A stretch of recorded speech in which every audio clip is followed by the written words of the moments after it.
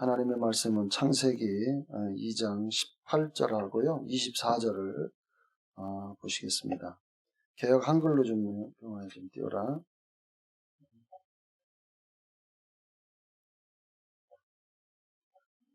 창세기 2장 18절 같이 한번 읽겠습니다. 시작. 여호와 하나님이 가라사대 사람의 독초하는 것이 좋지 못하니 내가 그를 위하여 돕는 배필을 지으리라 하시니라. 24절을 또 보겠습니다. 시르름으로 남자가 부모를 떠나 그 아내와 연합하여 둘이 한 몸을 이룰지니라. 아멘. 서로 인사하실까요? 반갑습니다. 네.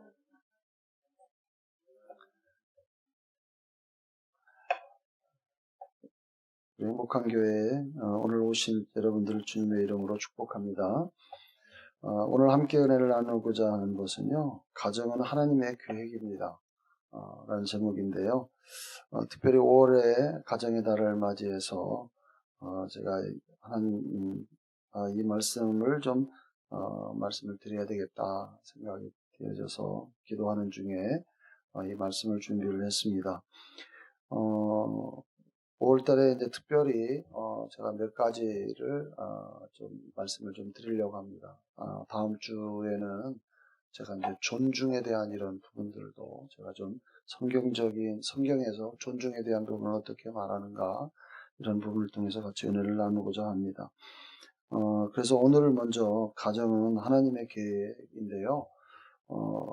정말 이 가정의 달에 제가 참 너무 막 가슴 아픈 것들이 참 많아요. 너무 가정들이 위기의 가정들이 너무 많아요. 교회의 머리는 예수님이시죠. 그죠? 여자의 머리는 누구예요? 여자의 머리는 누구예요? 남자. 그러면 여자가 이혼하자고 하면은 남자의 머리를 자르는 거예요? 머리를 자르는 거예요. 그래서 제가 오늘 여러분들에게 말씀을 드리는 거는 여러분들은 이제 다 살았잖아요. 많이 인생을 살아봤기 때문에 실패한 부분도 있고 어려운 부분도 있고 다 있지만 우리가 이 원리를 좀 알고 좀 접근했으면 좋겠다. 그 다음에 또 한 가지는 내 자녀들이 만약 가정을 꾸린다고 하면 좀 이러한 가정이 돼야 되는 이런 기도의 제목들을 삼으라고 제가 오늘 말씀을 드리는 거니까 여러분들이 좀 이해를 좀 해주시면 좋을 것 같아요. 이해되시겠죠?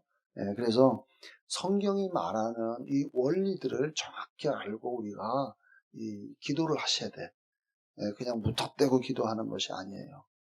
그래서 앞으로 나이 자녀들도 지금 결혼을 해야 되고, 또 우리 집사님 가정 중에 아직 결혼 안 하는 가정도 있고, 또 결혼한 가정들은 어떻게 살아야 되고 하는 이런 부분들이 성경에 어떻게 원리를 하나님께서 말씀하시는가를 정확히 알고 살아야 이게 제대로 살 거 아닙니까? 안 그래요? 솔직한 예로 목사님이나 집사님들이나 저나 결혼하면서 배우고서 결혼을 하지 않았어요. 그러다 보니까 뭐가 가장 문제예요? 시행착오가 너무 많은 거야. 네. 배우고서는 솔직한 예로 한번 생각해 보세요. 내가 먹고 사는 것을 위해서 몇 년 공부해요? 최소한 20년 공부해. 그죠? 최소한 먹고 살기 위해서 40년을 먹고 살기 위해서 20년을 공부하는데 내가 평생을 살아가는데 그거보다 훨씬 더 오래 사는 이 가정에 대한 거는 한 번도 교육받은 적이 없어. 그러니까 뭘 보고 해요? 부모들이 저 사는 걸 보고 배워서 같이 결혼하다 보니까 이 모습만 본 거예요. 그러다 보니까 어떤 문제가 돼요? 우리도 생판 다르게 살던 사람이 같이 만나서 살라고 보니까 이게 안 맞는 거예요. 응? 주도권 싸움 한다고 또 막 뒤격대가 하지. 이게 안 맞는 거예요. 네. 그러다 보니까 이게 평생 맞춰가는 거죠. 싸우면서 맞추고. 그래서 엊그저께 우리 애들이 하도 우리도 이 말이 언성이죠. 우리 부부도 좀 높다 보니까 아이들이 엄마 아빠 또 싸운다 그렇게 얘기해요. 그래서 우리는 야 싸우는 게 아니라 대화하는 거. 우리 삶의 방식이 이렇게 사는 거야 라고 이야기는 했어요. 예, 삶의 방식이 그렇게 대화를 하면서 하는데, 근데 좋은 모습은 아니죠. 아이들 눈에 그렇게 말하는 때는. 그렇죠. 예. 그래서, 이게 우리가 이 가정이라는 것을, 그 다음에 결혼이라는 것을 제대로 배우고, 이걸 결혼을 하면, 그나마, 시행착오는 줄어들지 않느냐. 아멘? 예. 그리고 앞으로 이제 최 집사님도 이제 자녀 또 결혼시키나요? 시킬 사람 없어요? 없네, 보니까. 우리 애만 남았나? 근데 그러면 이제 앞으로 이런 우리 결혼을 해가지고 이 결혼한 이 가정들은 도대체 어떻게 살아야 되는가? 이걸 알아야 내가 그렇게 기도해 주죠. 예. 지난번에 얘기했잖아요. 어떤 목사님, 사모님은 제 남편을 위해서 100가지를 놓고 기도했는데, 99가지는 결혼 전에 다 맞았고, 한 가지는 결혼 후에 맞았다고, 그래서 100가지 다 맞았다고 했죠. 그렇게 구체적으로 기도를 한단 말이에요. 예. 그래서 오늘 우리가 이 가정에 대한 이 부분을 통해서 이제 우리 주변에 또 그런 가정들이 너무 많잖아요. 그래서 그런 가정들에게 우리가 또 위로의 한마디를 건네줄 수 또 있어야 되는 거죠. 그래서 우리가 오늘 이 말씀을 통해서, 하나님 주신 이 말씀을 통해서 한번 생각해 보시고요. 이 말씀을 통해서 나도 위로를 받지만, 내가 앞으로 어떻게 기도해야 되고, 내가 어떻게 가정을 더 아름답게 해야 되고, 내가 어떻게 이웃에게 또 이런 문제가 있는 사람들에게 어떻게 이 해답을 줄 수 있을까? 이러한 부분에서 우리가 함께 고민해보고 이 하나님께서 주시는 이 말씀을 한번 통해서 은혜를 받자는 것입니다. 할렐루야. 가정은 하나님께서 인간을 위해 최초로 만들어 주신 가정. 하나님께 최초로 만든 게 가정이에요. 아멘. 그러니까 제가요, 그래서 가장 중요시 여기는 게 가정이에요. 왜냐하면 가정이 깨지면요, 사업도 안 돼. 가정이 깨지면 내가 대인관계도 다 흐트러져. 그래서 가장 제 1순위 뭐냐? 가정이에요. 나는 우리 행복한 성도들이 가정이 가장 행복한 가정 돼야 돼. 아멘. 네. 나는 사업도 잘 돼야 되지만 1순위가 가정이에요. 가정. 네. 그래서 모든 것이 이 가정이 깨지면 자녀들도 막 다 이상한 쪽으로 가버려요. 그래서 이 가장 중요한 이 가정의 이 원리. 근데 하나님께서 그 가정을 최초로 우리 인간을 위해 만들어준 게 가정이에요, 가정. 그러니 얼마나 이 가정이 귀한 것인가를 우리가 아셔야 돼요. 그래서 이거 가정은 하나님께서 그냥 만들고 싶어 만든 게 아니라 이것도 다 철저하게 계획하여서 만드신 거예요. 그래서 그래서 가정은 사랑이 넘치는 곳이에요. 네. 그래서 펀해도 마르지 않는 곳이 가정이에요.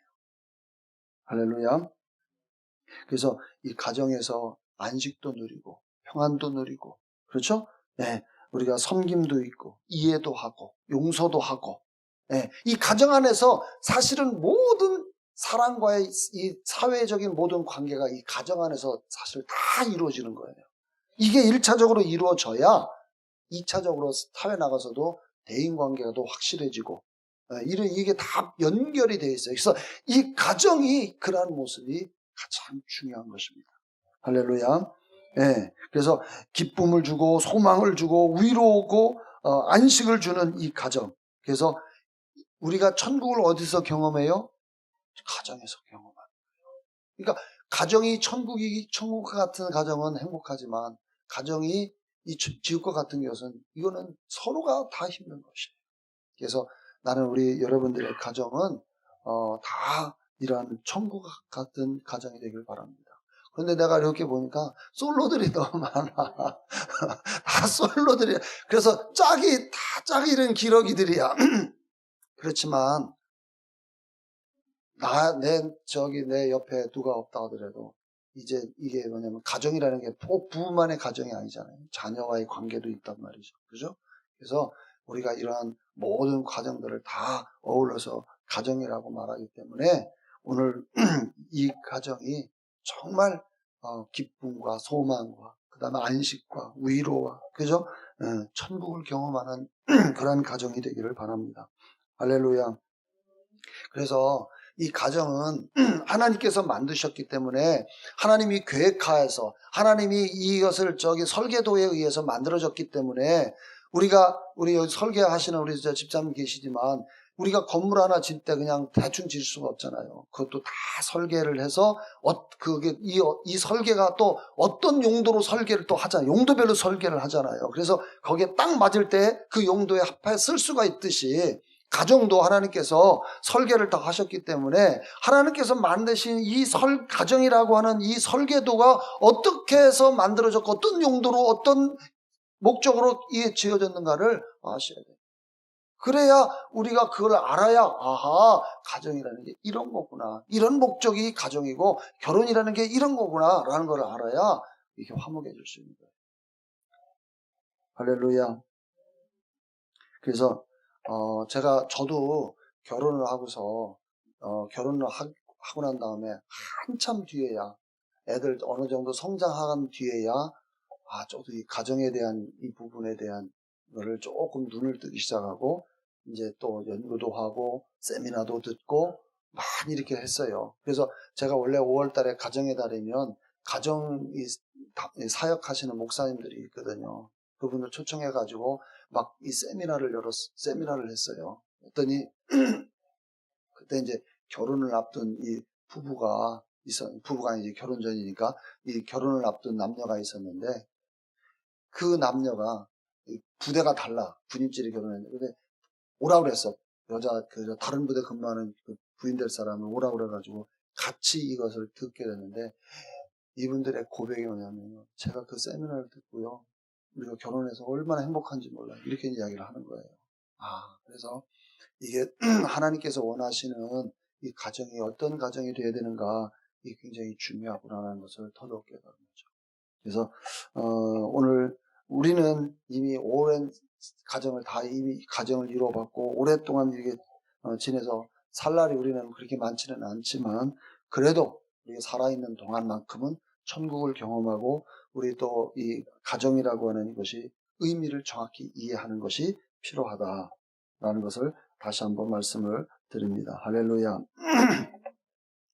자, 먼저 우리가 아까 여기 18절 다시 띄워봐.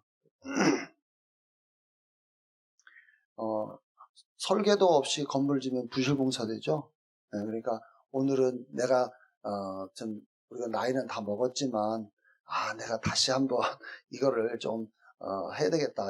이 가정의 의미를 한번 되새겨보는 그런 시간이 아주 중요한 시간이니까요. 자, 18절에 이렇게 이야기합니다. 하나님께서 사람이 독처하는 것이 좋지 않다는 거예요. 이 당시는 아담만 창조되어 있기 때문에 그렇죠. 남자만 딸랑 있는 거예요. 네, 그러니까 혼자 있는 것이 좋지 않다. 근데 이 독처라고 하는 이 단어가 하나님 앞에 개인적으로 이렇게 나오는 이런 의미도 사실은 돼요. 근데 이 혼자 사는 거, 하나님 볼 때 이거 혼자 있는 거 이게 별로 좋은 게 아닌 것 같다. 하나님이 생각을 하신 거죠. 그래서 하나님께서 돕는 배필을 주시로 마음을 정하신 거예요. 근데 요 앞절을 쭉 읽어보시면 어떠냐면, 동물들의 이름을 쭉 짓는 장면이 나와요. 아담이. 그래서 너는 호랑이, 너는 곰, 너는 토끼, 너는 개, 이렇게 쭉 이름을 줬어요. 근데 이름을 다 줬지만 그 동물들 중에서는 아담과 함께 할 만한 것들은 없는 거예요. 하나님 아담 이름도 짓고 보니까 그냥 자기하고 함께 할 것도 없는 거야. 그러니까 하나님께서 그거 찾지를 못하니까 하나님께서 이제 다시 계획을 이렇게 혼자 있는 거 놔두면 안 되겠다. 동물들도 다 짝이 있는데, 그래서 하나님께서 드디어 이제 아담을 잠들게 해서 갈빗대 하나를 뽑아서 여자를 만든 것이죠. 자, 그런데 우리가 이 독처라고 하는 것은, 여러분, 그래서 하나님 앞에 이 단독자로 나오는 것, 하나님 앞에 단독자로 나오는 것이 크게 하나님과 깊은 교제를 나눌 수가 없다. 그래서 이 불완전한, 하나님께 보시기에도 당신은 완벽하게 만들었다고 하지만 이 하나가 더 있음으로써 이 부분이 합해져야 하나님 앞에 나올 때에 좀 이 기쁨이 있겠다. 이것을 하나님이 생각을 하시고 돕는 배필을 만들어 주신 것이죠. 자, 근데 돕는 배필이 어디서 뽑았어요? 갈빗대, 옆구리에서 뽑았어요. 아니, 근데요, 이것도 과학자들이요, 이 갈빗대에서 뽑은 것도 과학적으로 연구를 해서 왜 갈빗대를 뽑아야만 됐는가? 근데 거꾸로 왜 하나님은 여자를 먼저 만들지 않았는가? 그러면 여자에서 남자가 그럼 나중에 나담을 만들면 됐지. 근데 과학적으로도 그게 안 되는 거예요. 왜냐하면 여러분 염색체 서열이 남자는 XY고 여자는 XX죠. 그러니까 여자 X와 남자 Y가 만날 때 여자가 될 수 있고 남자가 될 수 있잖아요. 왜냐하면 남자는 XY라는 염색체를 가지고 있고 여자는 XX 염색체만 가지고 있으니까 X와 X가 만나면 여자가 되고 X와 Y가 만나면 남자가 되잖아요. 근데 여자를 만들면 Y가 될 수가 없는 거예요. 유전학적으로도. 그래서 여자를 만들지 않고 남자를 만드신 거예요. 여자가 그래서 기분 나쁘게 생각할 필요 없어요. 왜 아담 먼저 만들어도 여자 먼저 만들어도 되지. 그러니까 하나님도 그걸 다 얼마나 세밀하신 분인지를 정확한 분이라 아셔야 돼요. 전능하신 분이시. 아멘. 물론 돌들로도 이 돌덩이를 가지고 아브라함 자손을 만들지 못하냐 할 수는 있죠. 네. 자, 그런데 하나님께서 이 돕는 배필을 줬다는 거예요. 여러분, 우리 남자는 부인이 뭐냐면 돕는 배필이에요. 돕는 배필. 이게 히브리어로 에젤이라는 단어, 에제르라는 단어, 이걸 좀 줄여서 에젤이라는 단어를 써요. 돕는 배필. 그래서 이 돕는 배필이라고 할 때, 여러분, 도와주는 사람이 똘똘해요? 도움을 받는 사람이 똘똘해요? 네. 그러니까 하나님께서 아담에게 돕는 배필로 줬기 때문에 누가 더 똘똘할까요? 여자가 더 똘똘하니까. 그러니까 여자는 어깨 피고 살았을 때 남자보다는 더 똘똘하니까. 그래서 사실 이 똘똘한 여자를 얻는 것이 지혜예요. 아멘.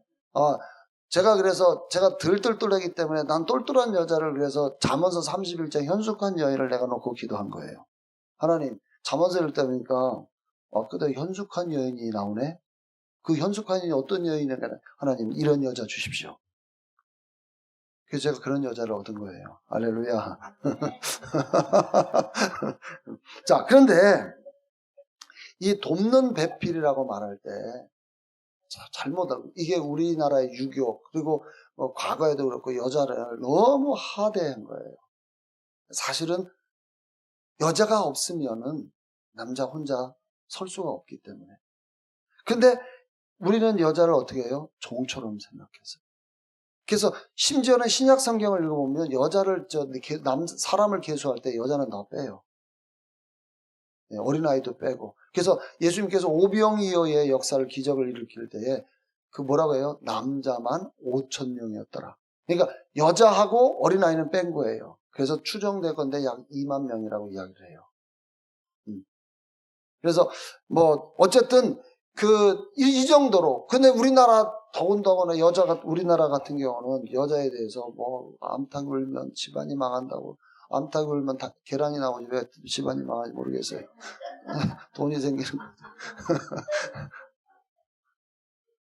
돈 생긴다니까. 그죠? 그러니까 우리가 그만큼 여성에 대한 부분이 많이 저기가 돼서. 근데 요즘은 너무 여성이 세져가지고 너무 교만해졌어 이제는. 어쨌든 돕는 배필은요 종이 아니에요. 내가 당신을 잠시 이렇게 시중 들어주는 이런 존재로 여기시면 안 돼요. 파트너입니다. 동반자. 그래서 이 돕는 배필이 그러면 성경적으로 어떤 의미가 있느냐. 자, 시편 121편 한번 띄워볼래? 시편 120편 1절 보세요. 시작. 내가 산을 향하여 눈을 들리라. 나의 도움이 어디서 올꼬? 2절. 나의 도움이 천지를 지으신 여호와께서로다. 자, 보세요. 1절 다시 띄워봐. 내가 산을 향하여 눈을 들리라. 나의 도움, 나의 에젤이 어디서 오느냐? 그 말이에요. 이 도움이라고 할 때 돕는다 할 때 에젤을 달아놨어요.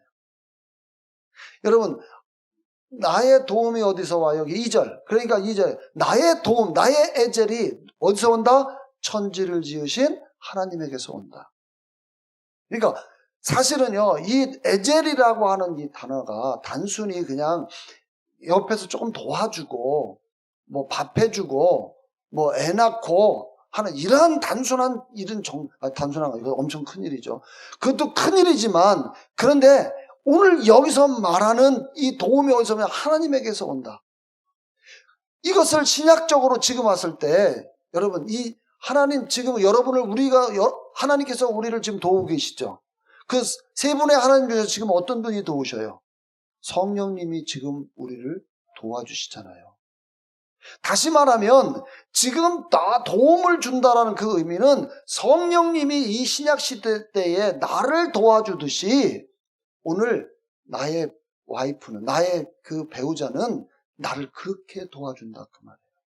그래서 성령님께서, 다음 성경 하나 더 보겠습니다. 요한복음 14장 16절 시작. 내가 아버지께 구하겠으니 그가 또 다른 보혜사를 너에게 주사 영원토록 너희와 함께 있게 하시리니 저는 진리의 영이라 세상은 능히 저를 받지 못하나 이는 저를 보지도 못하고 알지도 못함이라. 그러나 너희는 저를 아나니 저는 너희 안에 너희와 함께 거하시며 또 너희 속에 계시며. 자, 지금 성령님이 어디 계시다는 거예요? 우리 안에 계시다는 거예요. 자, 그럼 16절 띄워봐. 근데 그분이 지금 우리와 함께 하시면서 우리를 어떻게 해준다? 도와준다. 이걸 킹제임스 번역으로 바꿔봐. 보세요. 또 내가 아버지께 기도하고 그분께서 다른 누구를? 위로자. 다시 말하면 성령님은 어떤 분이시다? 위로자시다. 여러분이 슬퍼하고 애통해하고 힘들어할 때에 성령님은 여러분을 위로해 주시는 분이다. 그리고 이 위로자라고 하는 다른 번역본을 보니까 거기에 뭐냐면 힘을 주시는 분, 카운셀러, 이해하시는 분. 그래서 7가지의 성령님의 그 사역에 대한 부분이 나오는 거예요. 다시 말하면 성령님께서는 우리의 위로도 해주시고 조언도 해주시고 도와주시고 중보해주시고 변호해주시고 힘주시고 그리고 되게 해주셔요. 내가 필요로 할 때 딱 되게 내 여기 있어. 이 7가지의 성령님의 사역이 있어요. 여러분이 이해가 필요하십니까? 어떤 것에 많은 도움이 필요할 때 하나님께서 여러분의 이해를 주셔서, 성령님께서 여러분의 이해를 주셔서 그 문제를 해결할 수 있도록 답을 주신다 그 말이에요. 할렐루야. 뿐만 아니라 그분은 여러분을 어려움을 막 누구로부터 많이 할 때 변로할 수 있는 지혜를 주신다 그 말이에요. 여러분이 힘 빠져 있을 때, 낙심했을 때 힘도 주시는 분이에요. 그리고 여러분들을 갖다가 조언해 주십니다. 성령님께서 하시는 이 사역들이 있어요. 그러니까 지금 신약 시대에 이 돕는 배필이라고 말할 때 성령님이 우리를 돕듯이 지금 여러분의 옆에 있는 아내가 바로 그러한 역할을 하는 것입니다. 대단한 존재죠.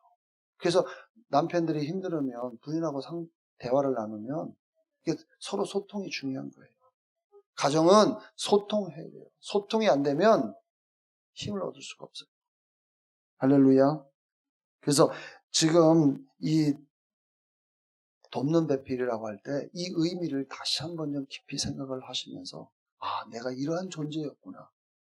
그래서 여러분이 이제 다른 사람 어떤 가정에 위기의 가정이 있을 때 이런 이야기를 해주면 얼마나 힘이 되겠어요. 할렐루야. 그리고 내 자녀들을 위해서 기도할 때 우리 며느리는 내가 이러한 성령님을 남편을 돕는 이러한 것을 놓고 기도해주면 그렇게 된다니까요. 할렐루야. 네. 그래서 부모는 자녀가 언제까지 애했어야 된다고요? 죽을 때까지 애했어야 돼요. 뭘로? 기도로 해줘야 돼요. 이런 기도를 해주라고. 이런 기도를 건강한 기도도 해주지만 얼마나 중요해요. 하나님, 우리 며느리는 우리 자녀 아들의 위로자가 되고 좋은 자가 되고 돕는 자가 되고 힘주는 자가 되고 이렇게 기도해야지. 물질적인 관련된 것만 딥다 구하고. 근데 이 안에 그 모든 것이 다 나와. 할렐루야. 네. 그래서 여러분들이 이 기도할 때 이 기도를 해줘요. 돕는 배필로. 네. 할렐루야. 그래서 하나님께서 혼자서는 안 된다. 그래서 하나님께서 짝을 주신 거예요. 짝. 그래서 반드시 이 땅에 태어난 사람들은 결혼하셔야 돼요. 결혼하셔야 돼요. 네. 왜냐하면 결혼에 진짜 중요한 의미가 있기 때문에. 그 다음에 나머지는요, 종족을 보존하는 것도 있고, 복종하고 사랑하는 관계로 서로 살라고 하는 에베소서 말씀드리는데, 그거는 제가 좀 넘어가요. 그 다음에 결혼의 원리. 네, 결혼의 원리가 뭐냐. 자, 창세기 2장 24절 띄워봐.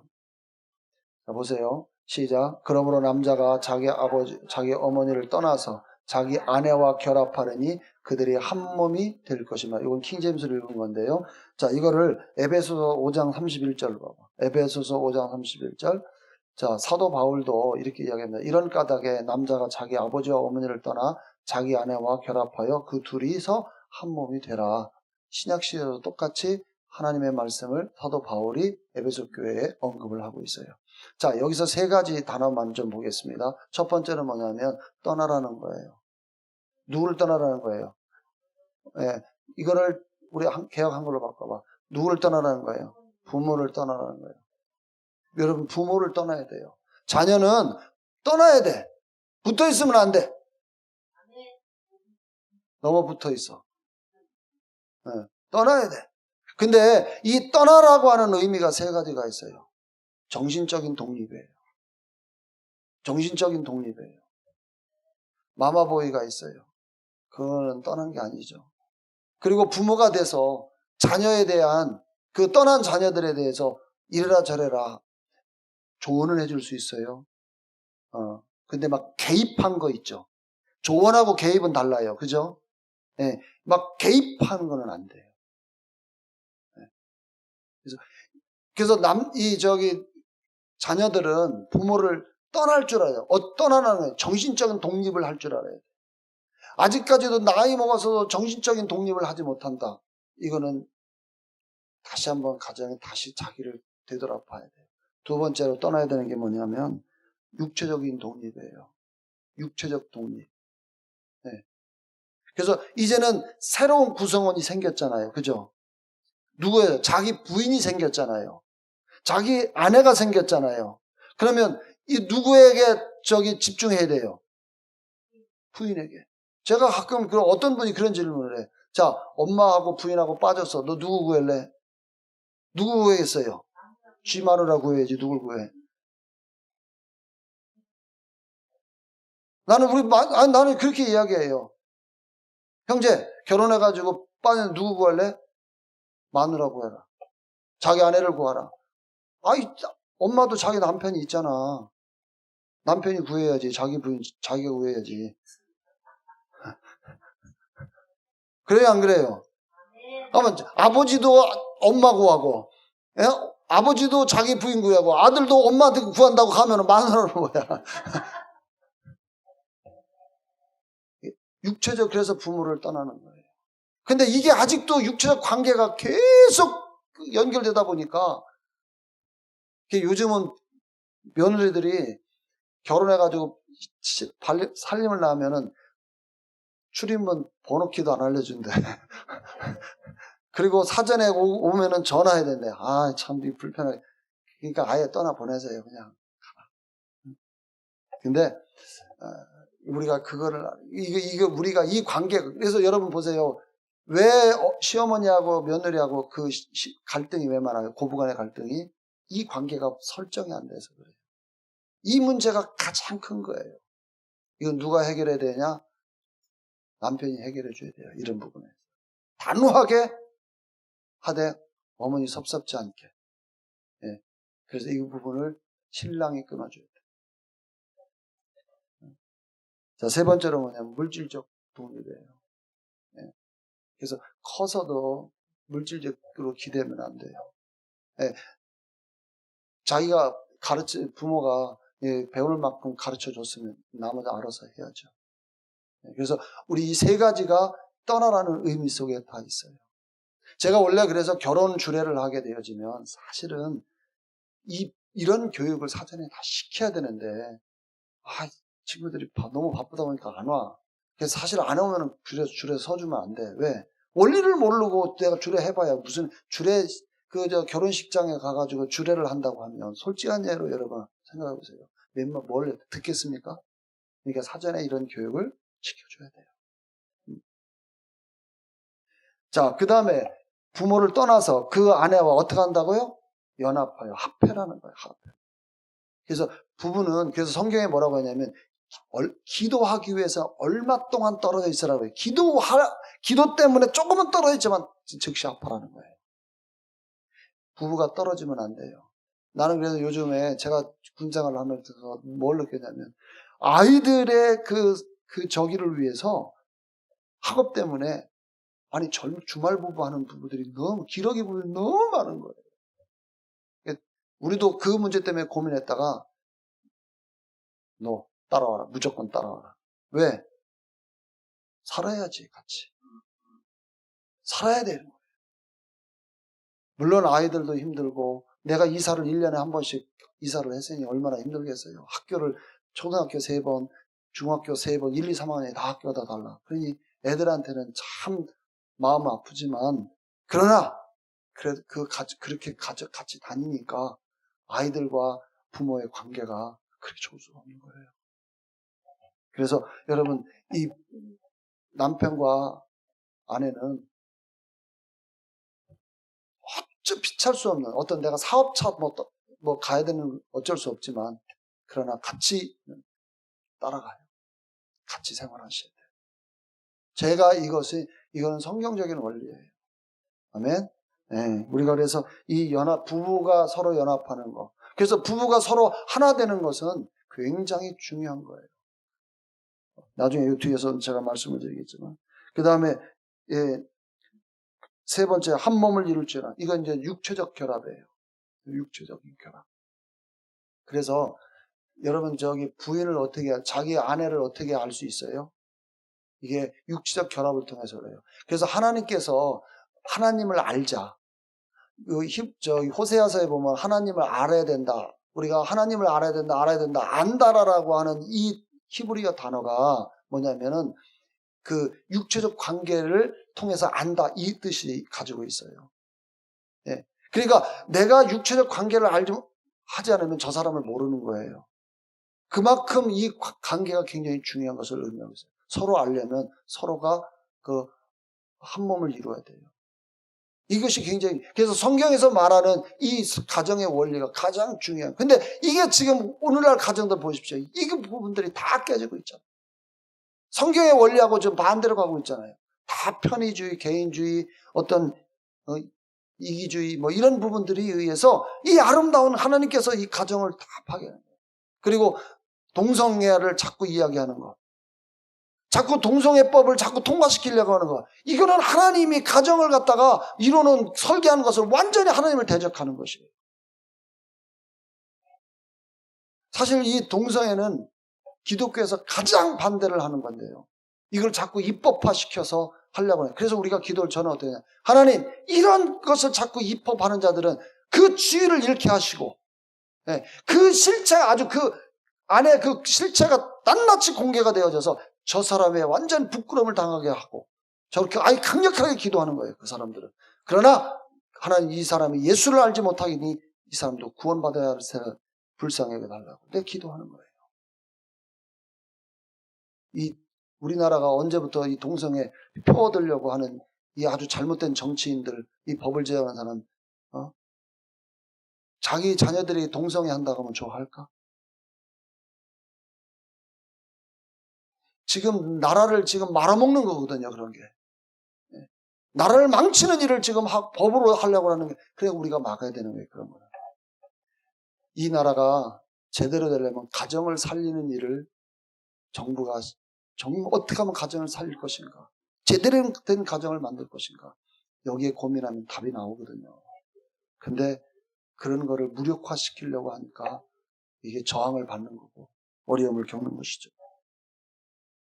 자, 이제 제가 여기서 다 많은 이야기를 할 수가 없으니까 그냥 간단하게만 제가 이야기하는 거예요. 제가 설교를 준비하면서 우리가 여러분 참 지난 과거가 많이 있잖아요. 이제 기억이라고 하는 부분을 제가 좀 단어를 생각을 했어요. 기억.